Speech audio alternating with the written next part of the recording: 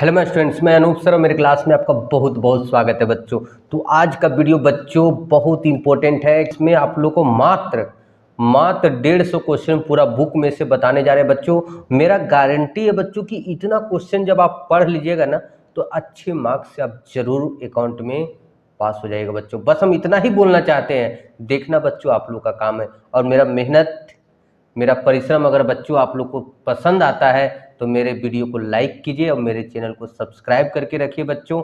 आप लोग का साथ इसी तरह 12th क्लास में भी मेरा बना रहेगा। तो चलिए बच्चों शुरू करते हैं आज का वीडियो। लेकिन बच्चों हम बोल रहे हैं उबिएगा नहीं बच्चों, बहुत लंबा वीडियो नहीं है, फिर भी 150 क्वेश्चन का तो समय लगेगा, लेकिन इतना गारंटी है कि इसमें पूरा रिविजन बच्चों आप लोग को हो जाएगा। तो चलिए बच्चों शुरू करते हैं आज का ये वीडियो। बच्चों सबसे फर्स्ट हम लोग का क्या है बच्चों कि the meaning of book keeping. ठीक है, बुक कीपिंग का जो मीनिंग होता है बच्चों, recording transaction in the books of account. Account में जो बच्चों ट्रांजेक्शन को रिकॉर्ड किया जाता है उसको ही क्या बोला जाता है, बुक कीपिंग। इसके बाद नेक्स्ट क्वेश्चन है बच्चों की अकाउंटिंग कहाँ स्टार्ट होता है, जहां बुक कीपिंग क्या होता है बच्चों, लास्ट हो जाता है। एक बात बच्चों आप लोग को बता दे रहे, जो बच्चे हिंदी में पढ़ते हैं उनको कोई टेंशन लेने का जरूरत नहीं है बच्चों। आप लोग को हिंदी में भी हम बोलेंगे, बहुत अच्छा से सुनते सुनते ही बच्चों याद हो जाएगा। लेकिन आज आप लोग का ज़्यादा हम समय नहीं लेना चाहते क्योंकि आप लोग के पास समय क्या है बच्चों, कम है।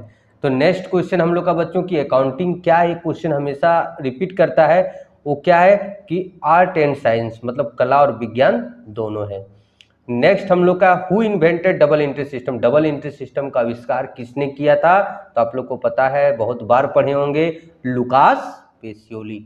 नेक्स्ट क्वेश्चन है फर्स्ट बुक जो है बच्चों बुक कीपिंग का, कब पब्लिश हुआ था, कब उस पब्लिश हुआ था, तो 1494 में। नेक्स्ट क्वेश्चन है फादर ऑफ बुक कीपिंग। ठीक है, याद रखिएगा लुकास पेसियोली।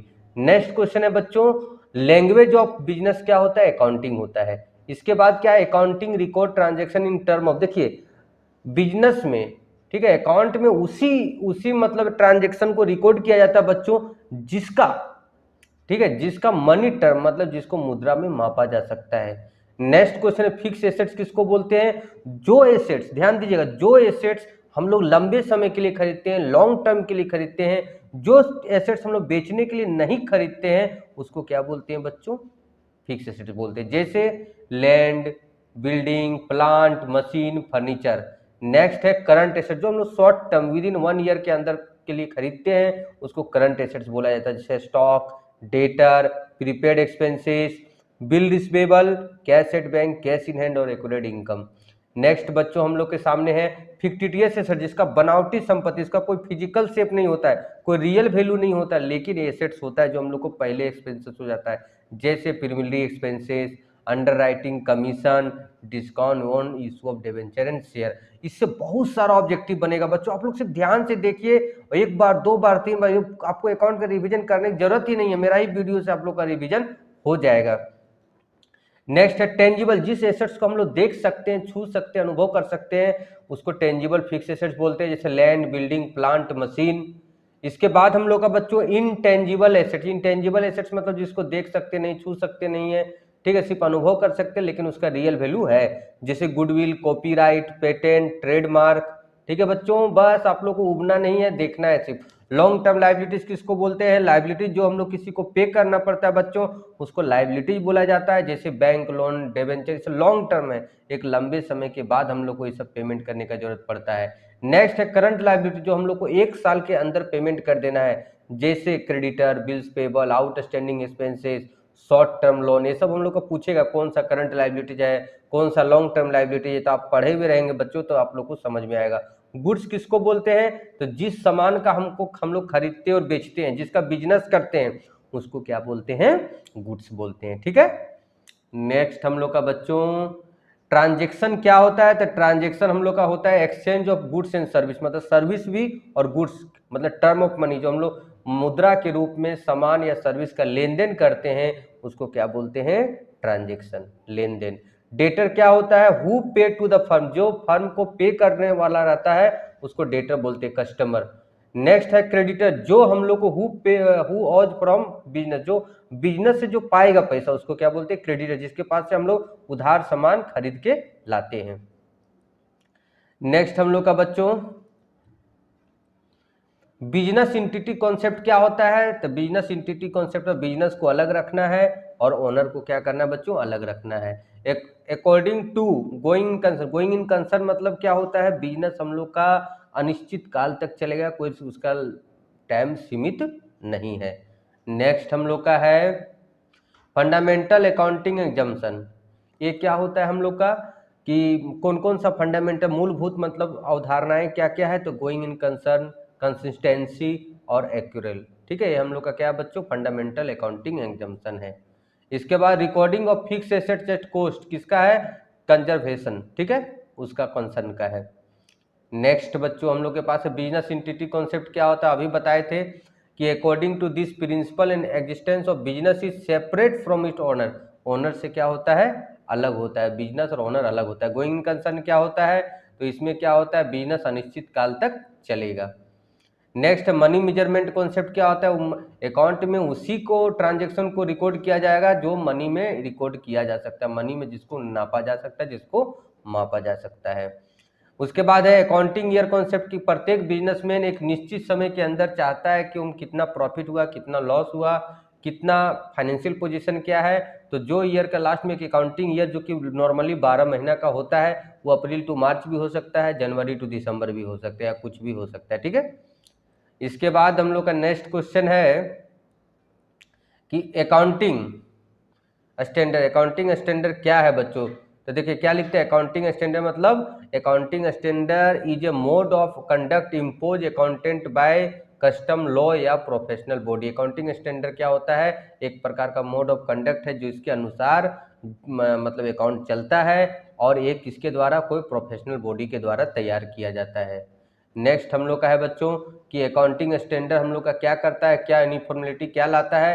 तो अकाउंटिंग प्रिंसिपल एक जैसा रहता है, बुक ऑफ अकाउंट सब जगह एक जैसा रहता है, और फाइनेंशियल स्टेटमेंट। आगे बहुत अच्छा अच्छा क्वेश्चन है बच्चों, वीडियो को स्किप नहीं कीजिएगा, एग्जिट नहीं कीजिए। आगे ऐसा ऐसा क्वेश्चन है बच्चों जो हमेशा आता है, इसलिए वीडियो में बने रहिएगा। आप लोग के लिए ही बनाया जा रहा है, हम अपने लिए नहीं बना रहे बच्चों। आप लोग का एग्जाम अच्छा जाए हम इसलिए वीडियो बना रहे हैं। ठीक है, इसलिए आप लोग के लिए मेहनत कर रहे हैं। आप लोग का बच्चों एग्जाम है, आप लोग को देना है, तो अच्छे से इसको पूरा वीडियो को देखिए। और थोड़ा सा मेरा मेहनत पसंद आता है तो बच्चों हम बार बार बोल रहे, वीडियो को लाइक कर दीजिएगा और चैनल को भी सब्सक्राइब कर दीजिएगा।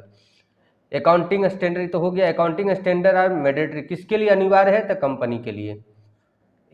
अकाउंटिंग स्टैंडर्ड 10 क्या है बच्चों? तो अकाउंटिंग फॉर फिक्स एसेट्स, ये पूछता है। ठीक है, उसके बाद प्रेजेंट अकाउंटिंग प्रिंसिपल, अभी हम लोग टोटल अकाउंटिंग प्रिंसिपल कितना है? 32 है। अकाउंटिंग स्टैंडर्ड 6 किसका है? तो डिप्रिसिएशन का है। वैल्यूएशन ऑफ इन्वेंट्री किसका है? का अकाउंटिंग स्टैंडर्ड क्या है? तो अकाउंटिंग स्टैंडर्ड 6 है। Cash flow statement accounting standard क्या है? 3rd है। इनकम रिकॉग्निशन मतलब कैसे पहचानेंगे आय का, तो वो अकाउंटिंग स्टैंडर्ड 9 है। नेक्स्ट है बच्चों हम लोग के सामने अकाउंटिंग इक्वेशन क्या होता है? तो याद कर लीजिएगा, एसेट्स बराबर लायबिलिटीज प्लस कैपिटल। एक चीज इसमें हमेशा याद रखिएगा कि इसको इक्वेशन को पलट वलट के भी पूछ सकता था। जैसे आप जैसे लायबिलिटीज बराबर एसेट्स माइनस कैपिटल हो सकता है। ठीक है, कैपिटल बराबर क्या हो सकता है? Assets minus liabilities. लायबिलिटीज बराबर क्या हो सकता है? Assets minus capital. ठीक है, चलिए नेक्स्ट हम लोग का है फीचर्स ऑफ एक आइडियल अकाउंटिंग सिस्टम। एक अच्छा अकाउंटिंग सिस्टम क्या फीचर हो सकता है? तो सिंपल रहता है, साइंटिफिक मतलब उसमें कारण परिणाम का जानकारी प्राप्त होता है, इकोनॉमिक मतलब सब बिजनेस में फिट, इकोनॉमिक मतलब मितव्ययी। नेक्स्ट हम लोग का फर्स्ट स्टेज जो डबल एंट्री सिस्टम का फर्स्ट स्टेज क्या होता है बच्चों? तो ओरिजिनल रिकॉर्ड को रिकॉर्ड करना। ठीक है, जो पहले रिकॉर्ड होता है। इसके बाद क्या डबल एंट्री सिस्टम का मतलब क्या होता है कि प्रत्येक पक्ष का, प्रत्येक लेन देन का 2 पक्ष होता है, उसको रिकॉर्ड किया है, तो उसको क्या बोला जाता है? Double entry system. नेक्स्ट है double entry system keep record of personal account का भी, रियल अकाउंट का भी और नॉमिनल अकाउंट। तो तीनों अकाउंट का रिकॉर्ड रखता है। कौन रखता है बच्चों? Double entry system. जल्दी जल्दी ही पढ़ा रहे हैं आप लोग, सिर्फ बकाना नहीं है, हड़बड़ाना नहीं है, एग्जाम है। अच्छा रिवीजन वैसे भी आप करते बच्चों, तो देखते देखते अब आप लोग का रिवीजन हो जाएगा। आउटस्टैंडिंग एक्सपेंसेस, प्रीपेड एक्सपेंसेस, मतलब ये अगर किसी भी एक्सपेंसेस के आगे लग गया तो हमेशा याद रखना रिप्रेजेंटेटिव पर्सनल अकाउंट होगा। नेक्स्ट हम लोग के सामने गोल्डन रूल क्या होता है? पर्सनल अकाउंट का होता है debit the receiver and credit the giver. पाने वाले को डेबिट करते हैं, देने वाले को क्या करते हैं? क्रेडिट करते हैं। उसका रियल अकाउंट का क्या रूल है? डेबिट व्हाट कम्स इन, जो आता है उसे डेबिट कीजिए, क्रेडिट व्हाट गोज आउट, जो जाता है उसे क्या कीजिए बच्चों? क्रेडिट कीजिए। नॉमिनल अकाउंट का रूल है debit all expenses and losses, credit all income and gains. तो रूल से भी रिलेटेड बहुत सारा ऑब्जेक्टिव आप लोग को पूछता है, इसीलिए हम एक जगह इसको कर दिए। इसको कितनों घुमा के पूछे, आप लोग को इससे क्वेश्चन बनना है तो बनना है, सिर्फ आप लोग को पूरा वीडियो देखना है। आप लोग अच्छा, गारंटी है कि अच्छा मार्क्स आएगा अकाउंट में। बहुत सारा रिपीटेड क्वेश्चन हम इसमें दिए हैं और इंपॉर्टेंट क्वेश्चन हम दिए हैं। पर्सनल अकाउंट किसको बोलते हैं? Name of company, name of firm, name of person, name of organisation को क्या बोलते हैं? Ram, Shyam, Mohan, Rahul and company, Bokaro steel city company, Tata steel company, city Bata and company, है ना, ये सबसे हम लोग का पर्सनल अकाउंट है। रियल अकाउंट किसको बोलते हैं? All assets are real account, जैसे land, building, furniture, plant, goodwill, ये सब क्या हो गया? रियल अकाउंट हो गया। इसके बाद हम लोग का नॉमिनल अकाउंट मतलब ऑल एक्सपेंसेस, लॉसेस, जैसे salary, rent, travelling expenses, bad डेप्ट, discount allowed, discount receive, interest investment, interest, ठीक है, बेड डेप्ट, ये सब हम लोग का क्या हो गया? नॉमिनल अकाउंट हो गया। नेक्स्ट हम लोग का क्या है बच्चों? नेक्स्ट हम लोग का process of recording transaction in A journal. Journal में जो हम प्रोसेस को ट्रांजेक्शन करते हैं उसको क्या बोलते हैं? जर्नलाइज करना, ठीक है। और इड नॉट रिकॉर्डेड, नोट का थोड़ा स्पेलिंग बहुत अच्छा से लिख दिए, थोड़ा सुधार लीजिएगा, ये नहीं कि सर को नहीं आता, टाइप कभी कभी जल्दी जल्दी में हो जाता है, NOT नोट होगा यहाँ पर, ठीक है, समझे ना। आप लोग कमेंट कर लीजिएगा सर नोट का स्पेलिंग देख लीजिएगा, ठीक है। आप लोग का इतना मेहनत कर रहे हैं बच्चों, इसलिए थोड़ा सा कभी कभी क्या होता है, जल्दीबाजी में गलत टाइप हो जाता है, तो ट्रेड डिस्काउंट का जर्नल एंट्री नहीं होता है। Next, how many sides does an account? Account के दो साइड होता है, डेबिट और क्रेडिट। नेक्स्ट क्वेश्चन है कि how many column on journal में कितना कॉलम होता है? सब मॉडल सेट में दिया हुआ है तो 5 कॉलम होता है, और लेजर में 8 कॉलम। नेक्स्ट है बच्चों हम लोग के सामने क्वेश्चन क्या कि कैशबुक क्या है? तो कैशबुक एक प्रकार का लाइक किस प्रकार से बनता है? अगर इस तरह से पूछता फॉर्म में तो अकाउंट होगा, ठीक है, लेकिन कैशबुक क्या है? एक सब्सिडरी बुक भी है, जनरली डिपेंड करता है ऑप्शन पे क्या है। किसी में भी बुक लग गया तो समझ जाइए कि वो जर्नल कहलाएगा, अकाउंट लग गया तो लेजर कहलाएगा। बैलेंस ऑफ पेटी कैशबुक एसेट्स होता है। डेबिट बैलेंस, कैशबुक का डेबिट बैलेंस है, इसका मतलब पैसा हम लोग का है डिपॉजिट। कैशबुक डजंट रिकॉर्ड, क्या रिकॉर्ड नहीं करता? जो कैश क्रेडिट ट्रांजेक्शन होता है वो कैशबुक में नहीं लिखा जाता है। इन पेटी कैशबुक में कौन सिस्टम लगता है? तो इम्प्रेस्ड सिस्टम लगता है, ठीक है।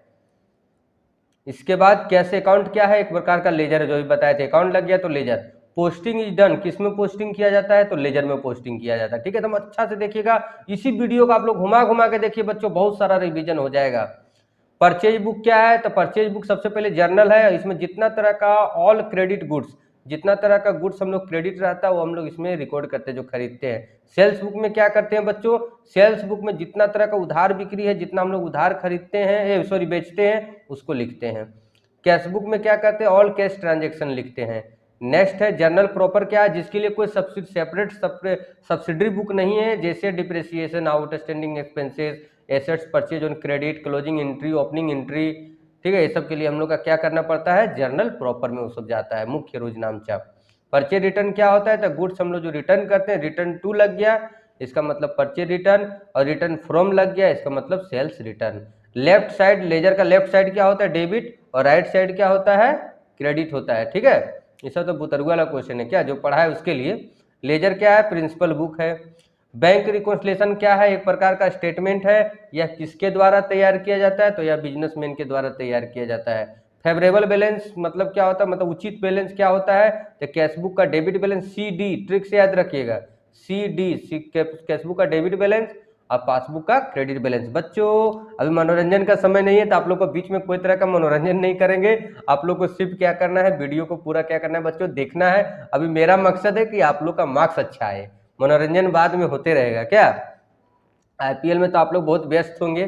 BRS प्रिपेयर कब तैयार किया जाता है? तो पार्टिकुलर डेट में तैयार किया जाता है, कोई निश्चित डेट में तैयार किया जाता है। अनफेवरेबल बैलेंस उसका उल्टा कर दीजिए, पासबुक का डेबिट बैलेंस और कैशबुक का क्रेडिट बैलेंस, ठीक है। इसके बाद क्या लिखता है? ट्रायल बैलेंस किसके द्वारा तैयार किया जाता है और कितने मेथड से? ट्रायल बैलेंस तो फर्म के द्वारा या बिजनेस के द्वारा तैयार किया जाएगा, और बैलेंस मेथड और टोटल मेथड दोनों से, 2 मेथड से बनता है, ठीक है।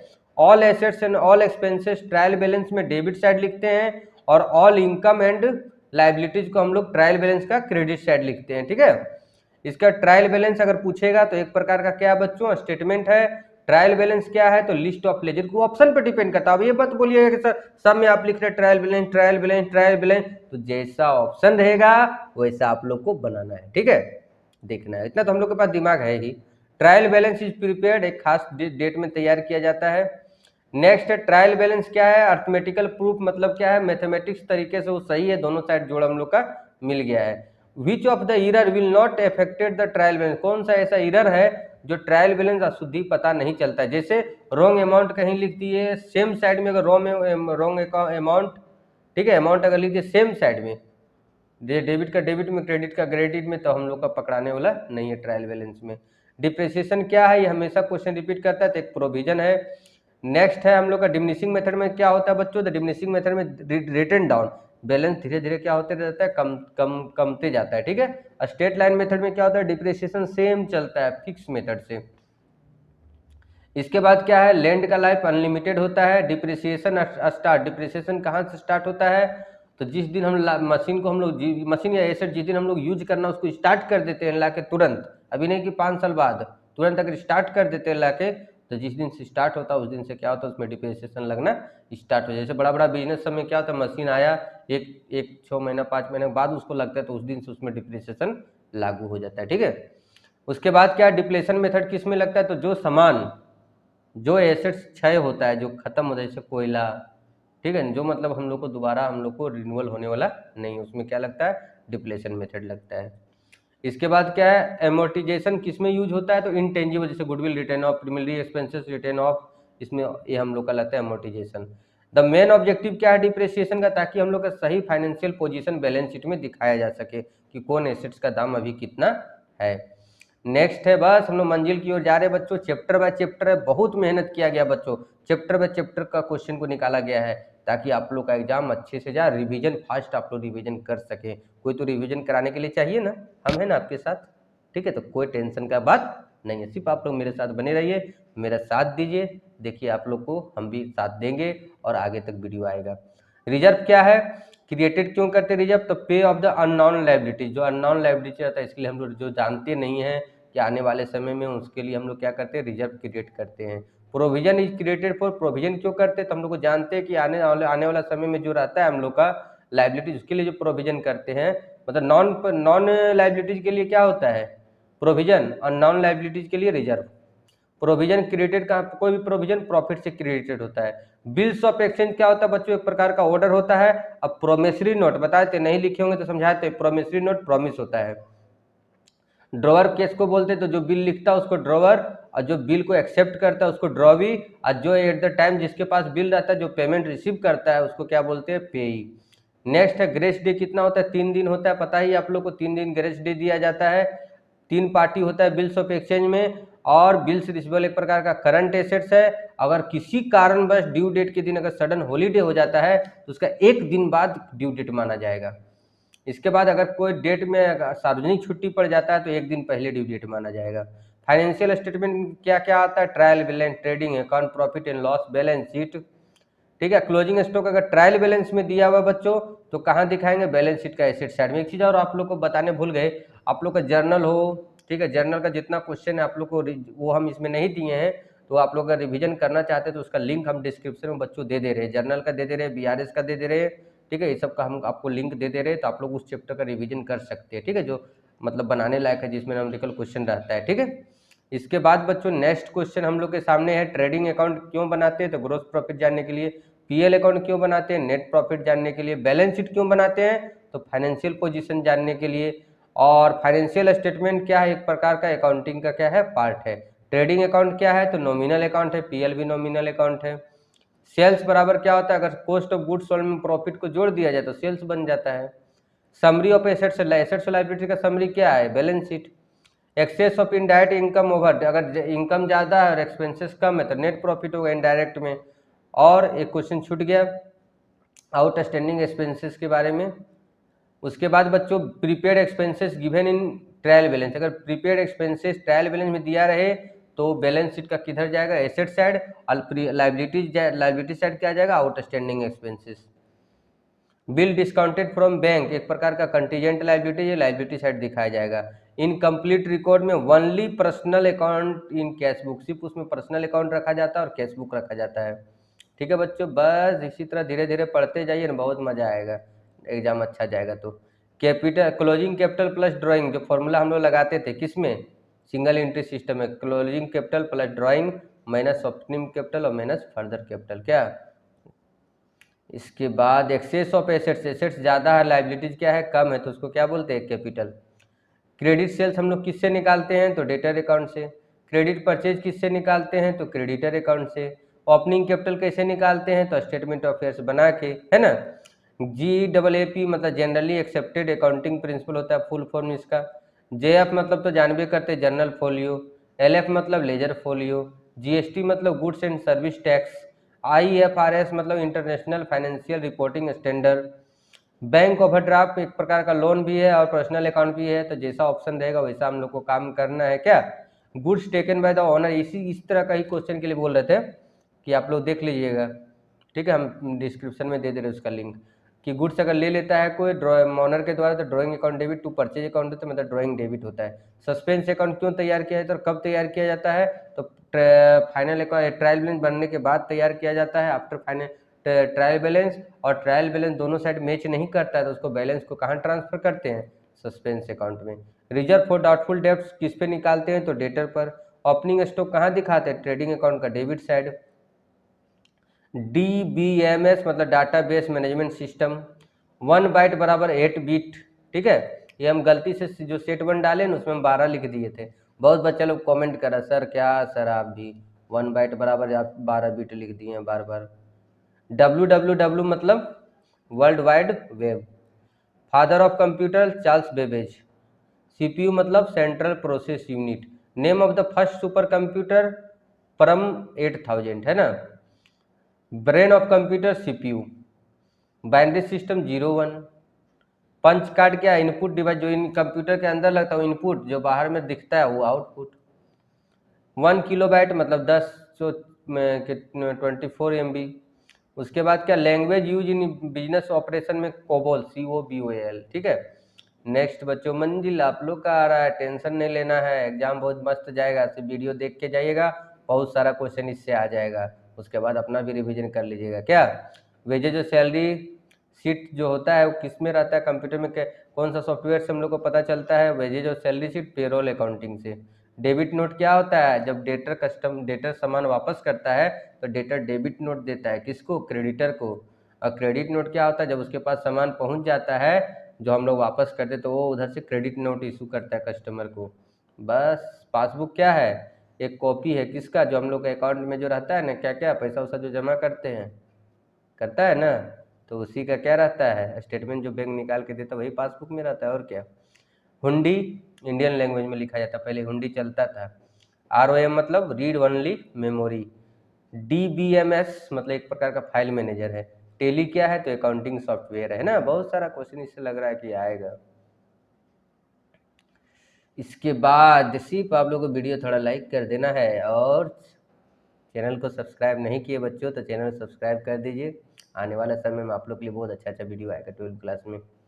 कॉस्ट ऑफ गुड्स सोल्ड, हम लोग एक परिवार की तरह बन जाएंगे, 1 साल तक अच्छे से रहेंगे। क्या कि 12th क्लास भी अच्छा देंगे, फिर बच्चे जो कॉमर्स में रहेंगे फिर हम लोग का साथ बढ़ेगा आगे।